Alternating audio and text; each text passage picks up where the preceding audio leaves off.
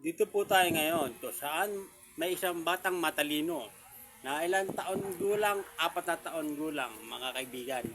Ito at ating siyang tatanungin. Tanungin na natin siya ngayon. Ano English ng candy? Max. Galing, di ba? Ang galing ng mga kababayan. Ang galing ng batang ito. Ano English ng shampoo? Manoli. Ang galing, di ba? Ang galing yon, kaibigan. Ano English ng sigarilyo?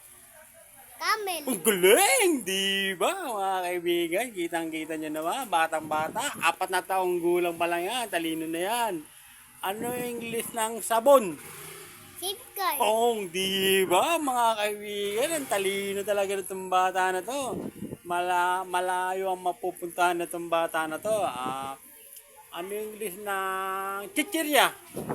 Ano plato? Ang galing talaga naman mga kaibigan. Ang galing na itong bata na to. Matutupad ang mga pangarap nito. Iaahon nito ang tatay niya sa kahirapan, pati sa putikan.